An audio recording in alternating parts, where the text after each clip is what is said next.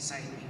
Mariam Ibraheem stands center stage to thank American audiences for prayers and for protest for her freedom. Just a year ago, in Muslim-dominated Sudan, Mariam was in prison, facing death. A court sentenced her to be flogged, then hanged for being a Christian and also marrying one. Were you worried that you were going to die in prison? I was not afraid. Death is with all of us at any time. Ibrahim's quiet courage is strong. So strong, I can feel it just sitting across from her. She spent 5 months in prison with her 1-year-old at her side and gave birth to a second child inside the jail cell. How are the children? My children are doing okay. Their health status are okay, except for Maya. I'm a bit worried about her health in the future due to her being born in prison. Do you still think about the time in prison in Sudan? What I saw in prison, nothing's fair. Even if you have a small crime, they will give you big sentences for it, which is not worth it. I feel like it's not fair at all, especially women. There's a lot of Christian women who are in prison there, so they get sentences as they were Muslims, and that's not fair. So, I mean, they could die. It happened. It's a lot, especially the children who are there with their mothers. They kill the children too. They're not intentionally killing them, but the situation and the difficulties in prison are killing them. Mariam and her baby survived the harsh conditions and reunited with her husband Daniel for the journey to his home in New Hampshire. The trip included a stop in Italy for an audience with the Pope.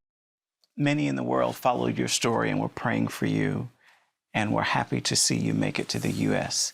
Is there anything about your story that we don't know that you want us to know? My story is very long. All the things that you guys saw on the media was just the last-minute things. It's also a story Mariam and her husband are fighting to share themselves.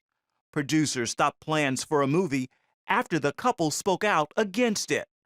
And an Italian journalist has written a book. But Mariam is at work, writing the story only she can tell. Did you ever sit and ask God, why me? Why me? No. I never asked God why me, but I accepted the fact that it was a test from God. What did that experience in prison do to your Christian faith? Being in prison strengthened my faith even more and more. And I'm sure deep inside that the other side of the Islamic are not happy with what I did. Mariam's brave stand is bringing her honor in America, like receiving the President's Award from the National Religious Broadcasters Association. What does your family and you need most right now?